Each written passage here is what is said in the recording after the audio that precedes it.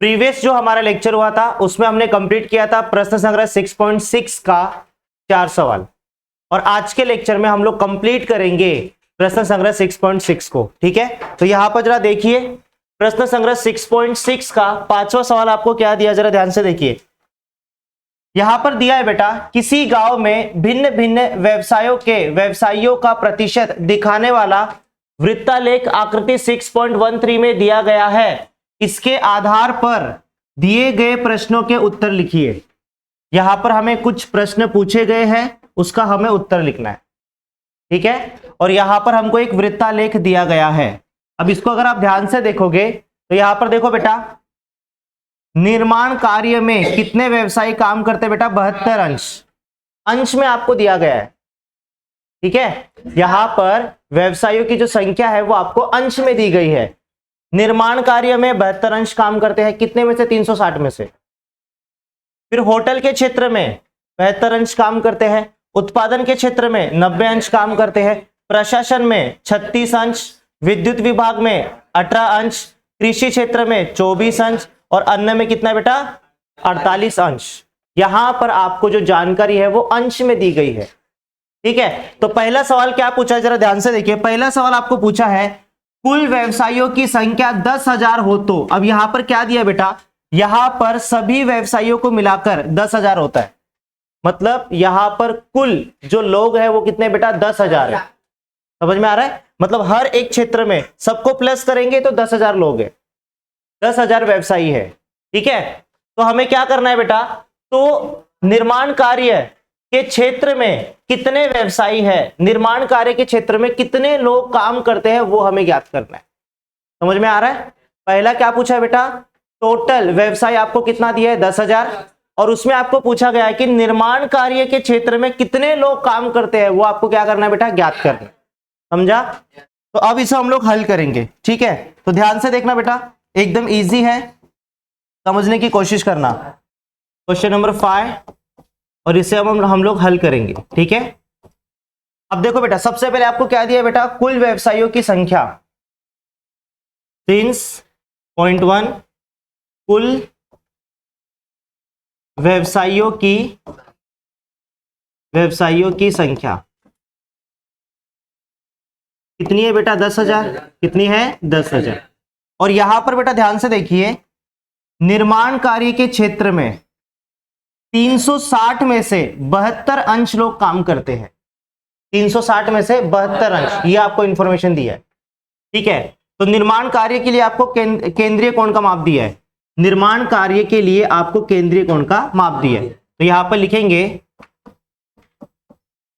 निर्माण कार्य के केंद्रीय कोण का माप, केंद्रीय कोण का माप कितना दिया बेटा आपको, 72 अंश। कितना दिया है, 72।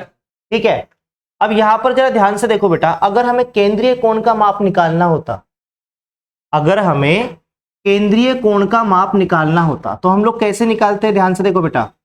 निर्माण कार्य के क्षेत्र में कितने लोग काम करते हैं उनकी संख्या, और बट्टे में क्या लेते हैं बेटा, कुल व्यवसायियों की संख्या, और गुणे में क्या लेते हैं, 360।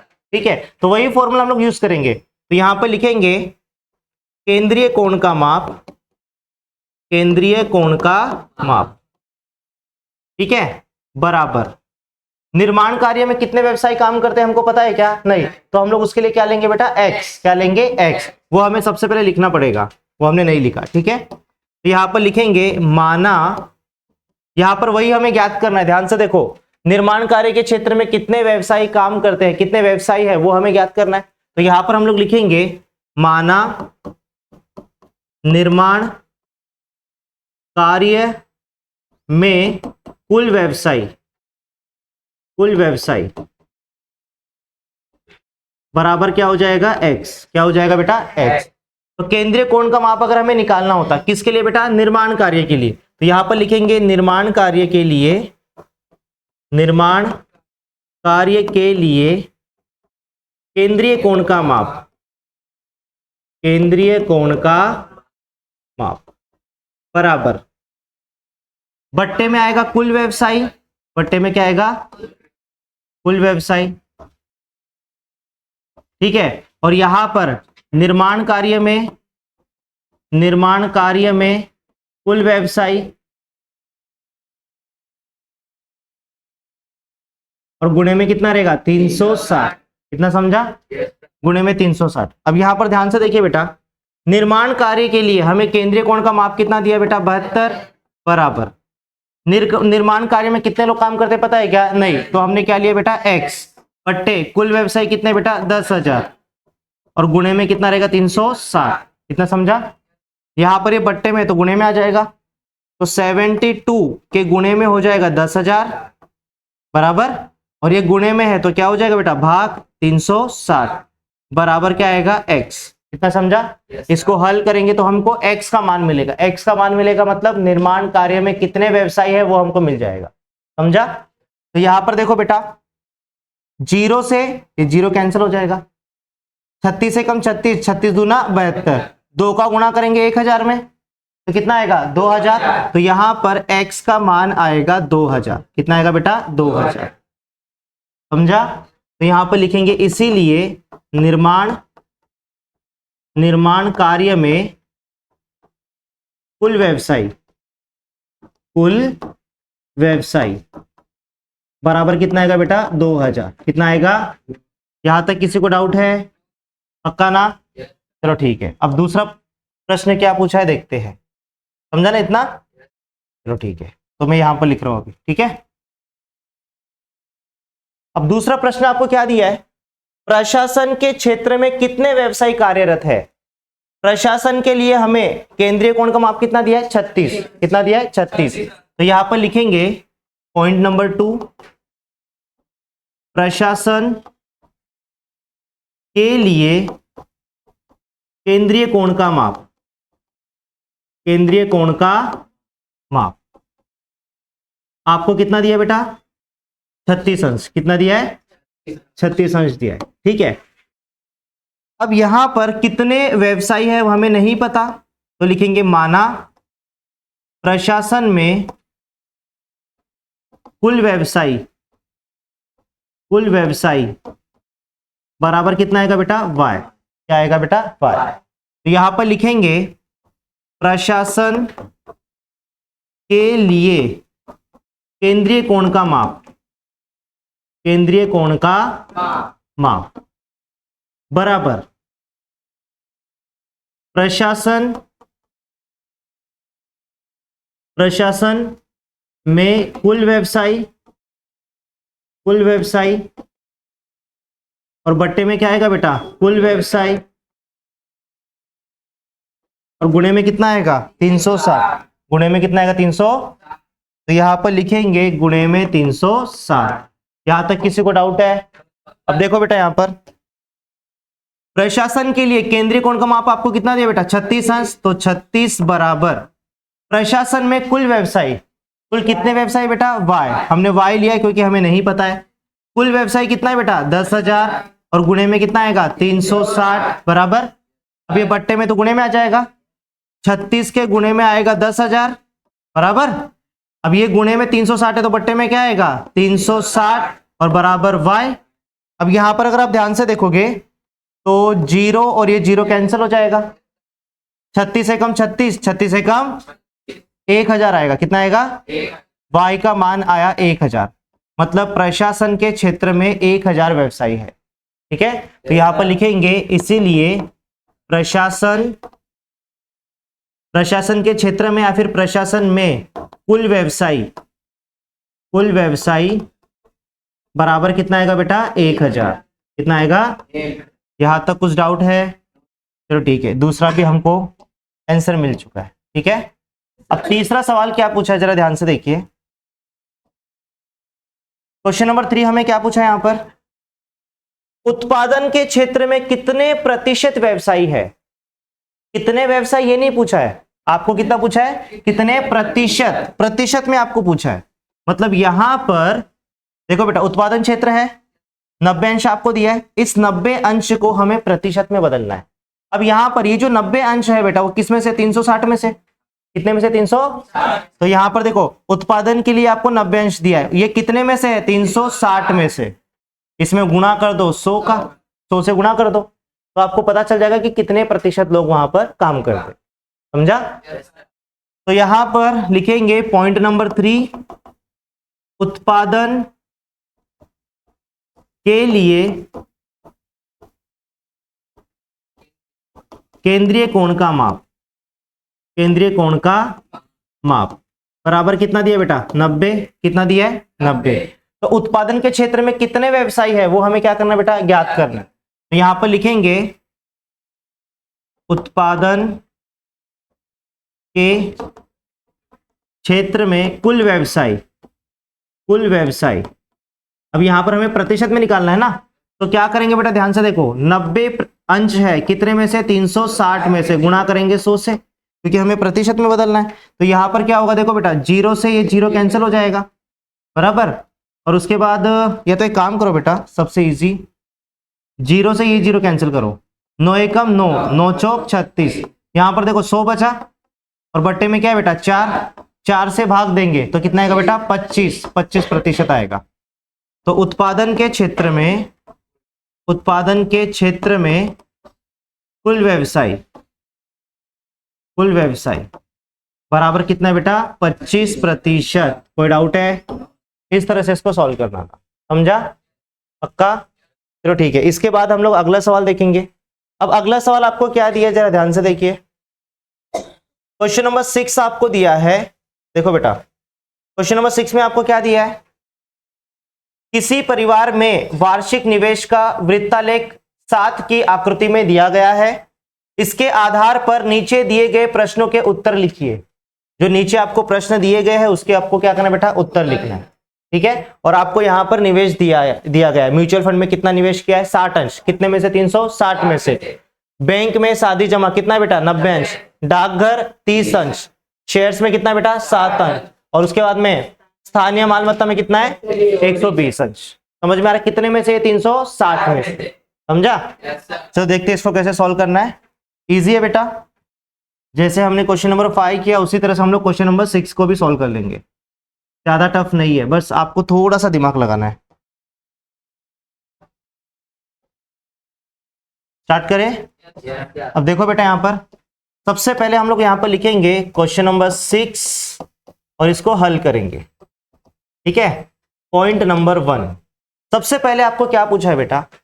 शेयर्स में निवेश राशि कितना है बेटा? 2000 हो तो कुल निवेश कितना होगा वो हमें क्या करना है बेटा? ज्ञात करना है। यहां पर क्या दिया बेटा? देखो, शेयर्स में कुल निवेश आपको कितना दिया है? 2000।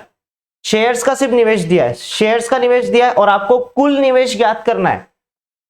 कुल निवेश आपको क्या करना है बेटा? ज्ञात करना है। कुल निवेश हमको पता है क्या? तो हम लोग कितना रहेंगे बेटा? x रुपए। समझ में आ रहा है? तो यहां पर सबसे पहले लिखेंगे बेटा, शेयर्स के लिए केंद्रीय कोण का माप कितना दिया है? 60 अंश। तो यहां पर लिखेंगे शेयर्स के लिए, शेयर्स के लिए केंद्रीय कोण का माप, केंद्रीय कोण का माप बराबर आपको कितना दिया बेटा? 60 अंश। यहां पर लिखेंगे 60 अंश। ठीक है? और शेयर्स में कितना निवेश किया बेटा? 2000। शेयर्स में कुल निवेश, शेयर्स में कुल निवेश, कुल निवेश आपको दिया है बेटा 2000। कितना दिया है? 2000 रुपए। कितना समझा? अच्छा, कुल निवेश हमको पता है क्या? तो यहां पर लिखेंगे माना कुल निवेश, कुल निवेश बराबर कितना है बेटा? x। कितना है? x रुपए है। ठीक है? तो यहां पर जरा ध्यान से देखो बेटा, अगर शेयर्स के निवेश के लिए हमें केंद्रीय कोण का माप निकालना होता तो हम लोग फॉर्मूला क्या यूज करते बेटा? शेयर्स के लिए, शेयर्स के लिए केंद्रीय कोण का माप, केंद्रीय कोण का माप बराबर शेयर्स में निवेश, शेयर्स में निवेश। शेयर्स में कितना निवेश किया और बट्टे में क्या आएगा बेटा? कुल निवेश, और गुणे में क्या आएगा? 360। समझ में आ रहा है? अब देखो बेटा, यहां पर शेयर्स के लिए हमें केंद्रीय कोण का माप कितना दिया है? 60 अंश। तो इसकी जगह पे हम लोग लिखेंगे बेटा 60 अंश बराबर शेयर्स में कितना निवेश किया बेटा? 2000। तो लिखेंगे 2000, और बट्टे में कुल निवेश क्या है बेटा? x, और गुणे में कितना आएगा? 360। कोई डाउट है? अब देखो ये x बट्टे में इधर के तो गुणे में आ जाएगा, तो ये क्या हो जाएगा बेटा 60x बराबर क्या हो जाएगा 2000 के गुणे में कितना है 360। अब ये 60 गुणे में इधर के तो क्या होगा बट्टे में, तो x बराबर हो जाएगा 2000 गुणे में 360 और बट्टे में क्या आएगा 60। कोई डाउट है? अब इसको सॉल्व करेंगे तो क्या होगा बेटा, ध्यान से देखना बेटा, 0 से 0 कैंसिल होगा, 6 कम 6, 6 6 36, 6 का गुणा 2 से करेंगे, 6 दूनी कितना होता है 12, 12 मतलब ये 12,000, आगे 3 जीरो है ना, तो x का मान आएगा बेटा 12,000, मतलब कुल निवेश कितना है 12,000। कोई डाउट है? तो यहां पर लिखेंगे बेटा कुल निवेश, इसीलिए कुल निवेश कितना है बेटा 12,000, कितना है 12,000। कोई डाउट है? समझा? चलो ठीक है। अब दूसरा सवाल क्या पूछा है, कुल निवेश आपको याद रखना बेटा, आगे काम आएगा। कुल निवेश कितना है 12,000, याद रखना। अब यहां पर दूसरा सवाल आपको क्या पूछा है, देखो बेटा दूसरा सवाल आपको क्या पूछा है बेटा, बैंक में जमा राशि कितनी होगी। अब बैंक के लिए कितना दिया बेटा आपको 90 अंश दिया, कितना दिया है 90 अंश, ठीक है। बैंक के लिए केंद्रीय कोण का माप, बैंक में जमा राशि के लिए केंद्रीय कोण का माप, केंद्रीय कोण का माप आपको कितना दिया बेटा 90 अंश, कितना दिया है, चलो ठीक है। अब बैंक में कितना जमा राशि हमको पता है क्या, तो यहां पर लिखेंगे माना बैंक में जमा राशि बराबर क्या आएगा बेटा x, नहीं बेटा y लो, क्योंकि x हमने लिया था ना, तो यहां पर लेंगे बेटा y रुपए, क्या लेंगे बेटा, समझा। अब केंद्रीय कोण का माप अगर निकालना है तो केंद्रीय कोण का माप बराबर क्या आएगा बेटा, बैंक में जमा राशि, बैंक में जमा राशि, ठीक है, बैंक में जमा राशि बट्टे में क्या आएगा बेटा कुल निवेश, और गुणे में कितना आएगा 360, समझा। अब जरा ध्यान से देखिए बेटा, केंद्रीय कोण का माप अपने को कितना दिया बेटा 90 अंश बराबर बैंक में जमा राशि, बैंक में जमा राशि हमने क्या लिया बेटा y रुपए, और बट्टे में कुल निवेश कितना है 12,000 जो हमने ज्ञात किया था, गुणे में कितना आएगा 360, समझा।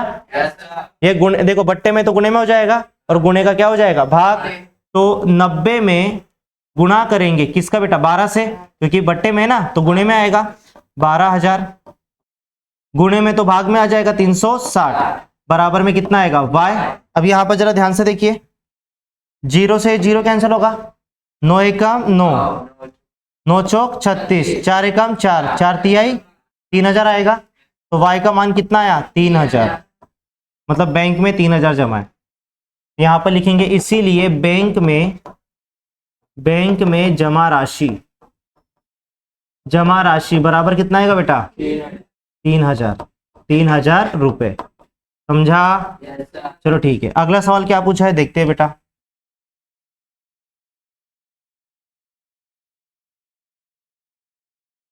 तीसरा सवाल आपको क्या पूछा है, देखो तीसरा सवाल आपको पूछा है शेयर्स की अपेक्षा म्यूचुअल फंड में कितनी अधिक राशि निवेश की गई है। अब यहां पर देखो बेटा, म्यूचुअल फंड में 60 अंश दिया है और शेयर्स के लिए भी कितना दिया बेटा 60 अंश, ये गलत है, समझ में आ रहा है बेटा। यहां पर प्रिंटिंग मिस्टेक है।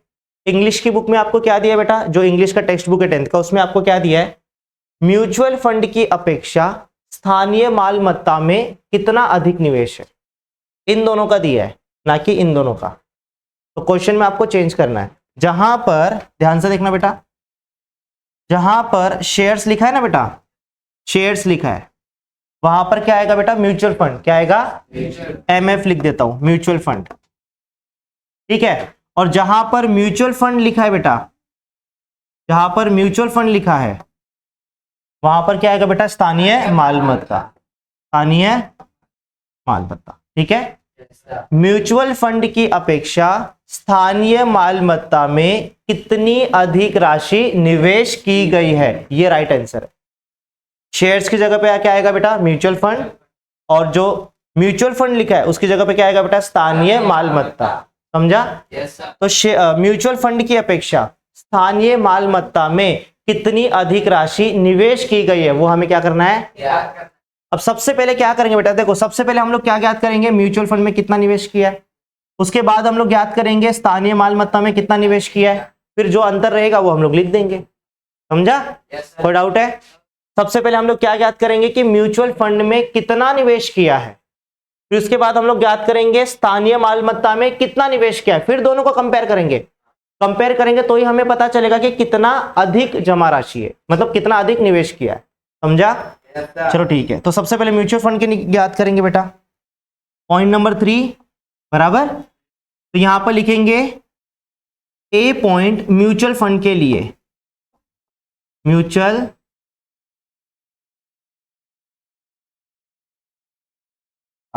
बराबर लिखा है ना, हाँ म्यूचुअल फंड के लिए, ठीक है। अब ध्यान से देखना बेटा, म्यूचुअल फंड के लिए आपको केंद्रीय कोण का माप कितना दिया बेटा, 60 अंश। तो यहां पर लिखेंगे म्यूचुअल फंड के लिए केंद्रीय कोण का माप आपको कितना दिया बेटा, 60 अंश। कितना दिया है? अच्छा, म्यूचुअल फंड में कितना निवेश किया पता है क्या, तो यहां पर लिखेंगे माना म्यूचुअल फंड में कुल निवेश बराबर हम लोग लेंगे बेटा m रुपए। कितना रुपए बेटा, m। ठीक है, तो देखो बेटा यहां पर अभी क्या होगा, केंद्रीय कोण का माप, अगर हमें केंद्रीय कोण का माप निकालना है, केंद्रीय कोण का माप, तो फॉर्मूला क्या होगा बेटा, म्यूचुअल फंड में निवेश बट्टे में क्या आएगा बेटा, कुल निवेश, और गुणे में कितना आएगा, 360।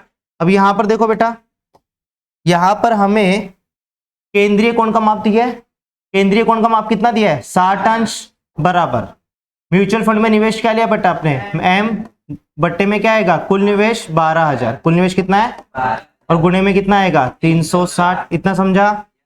अब देखो बेटा आगे, ये बट्टे में तो गुणे में आ जाएगा, तो 60 के गुणे में लिखेंगे बेटा 12,000 बराबर, और 360 गुणे में तो बट्टे में आएगा 360, और बराबर में क्या आएगा बेटा m। तो यहां पर देखो बेटा, अभी 0 से ये 0 कैंसिल होगा, 6 कम 6, 6 6 36, 6 कम 6, 6 दूनी, तो m का मान कितना आया, 12, सॉरी m का मान कितना है बेटा, 2000।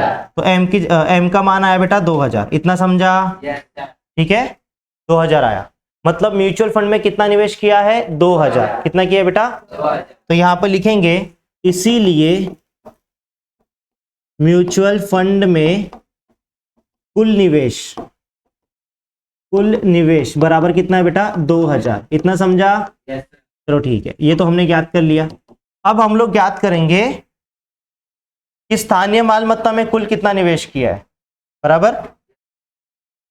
तो यहां पर लिखेंगे बेटा स्थानीय मालमत्ता के लिए, पॉइंट बी, स्थानीय मालमत्ता के लिए, ठीक है। आपको केंद्रीय कोण का माप कितना दिया बेटा, 120। केंद्रीय कोण का माप आपको कितना दिया बेटा, 120। 120 लिखेंगे बेटा, समझा? अच्छा, कितना निवेश किया पता है क्या, तो यहां पर लिखेंगे माना स्थानीय मालमत्ता में कुल निवेश, हमने क्या ले लिया बेटा, n। क्या ले लिया, n रुपए ले लिया। समझा? आप कोई भी वेरिएबल ले सकते हो अपने हिसाब से, कोई भी चर ले सकते हो, ठीक है। तो यहां पर ध्यान दो बेटा, अगर हमें केंद्रीय कोण का माप निकालना होता, केंद्रीय कोण का माप अगर निकालना होता, तो हम लोग क्या करते बेटा, मालमत्ता में कुल निवेश, सॉरी स्थानीय मालमत्ता में कुल निवेश, स्थानीय मालमत्ता में कुल निवेश बट्टे में क्या लिखते बेटा, कुल निवेश, और गुणे में कितना लिखेंगे, 360। अब देखो बेटा यहां पर केंद्रीय कोण का माप कितना दिया बेटा, 120 बराबर, 120 बराबर स्थानीय मालमत्ता में कितना निवेश है पता है क्या? नहीं, हमने क्या लिया है n बट्टे कुल निवेश कितना है 12,000 गुणे में कितना आएगा 360। कितना समझा? बट्टे में तो गुणे में हो जाएगा, 120 के गुणे में आएगा बेटा 12,000 और 360 गुणे में तो बट्टे में आएगा 360 और बराबर में क्या आएगा n। तो यहां पर 0 से 0 कैंसल, ठीक है। 12 एकम 12, 12 दूना 24, 12 तिहाई 36, 3 एकम 3, 3 चौक 12 मतलब 4,000। n का मान कितना आएगा बेटा 4,000। स्थानीय मालमत्ता में 4,000 रुपए निवेश किया, ठीक है। तो देयरफॉर स्थानीय मालमत्ता में कुल निवेश बराबर कितना दिया बेटा 4,000 रुपए। समझा? अब बेटा ध्यान से देखो, दोनों को कंपेयर करेंगे। यहां पर 2,000 है, वहां पर कितना है बेटा 4,000, अंतर कितने का है बेटा 2,000, मतलब 2,000 अधिक इन्वेस्ट किया है, अधिक निवेश किया है किसके अंदर बेटा स्थानीय मालमत्ता के अंदर। समझा? तो यहां पर लिखेंगे बेटा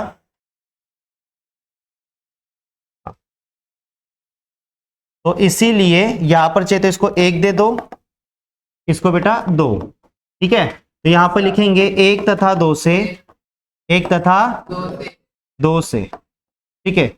1 तथा 2 से यहां पर लिखेंगे, क्या लिखोगे बेटा म्यूचुअल फंड की अपेक्षा, म्यूचुअल फंड की अपेक्षा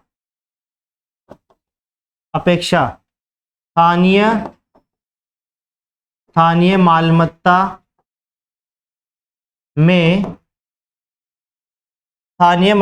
में अधिक राशि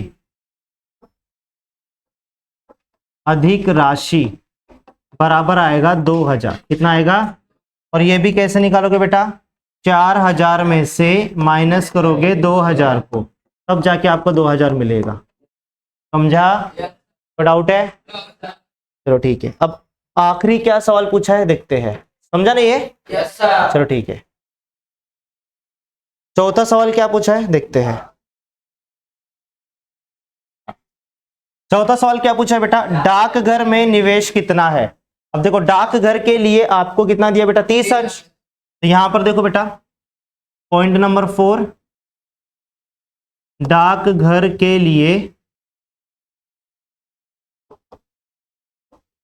केंद्रीय कोण का माप, केंद्रीय कोण का माप कितना दिया 30 अंश।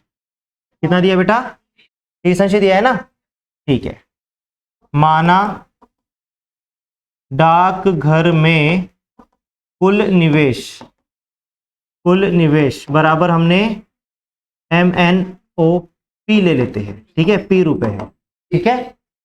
अब देखो बेटा केंद्रीय कोण का माप, केंद्रीय कोण का माप अगर हमें निकालना होता तो हम लोग कैसे निकालते हैं, डाकघर में कुल निवेश, डाकघर में कुल निवेश बट्टे में कितना आएगा कुल निवेश गुणे में कितना आएगा 360, ठीक है।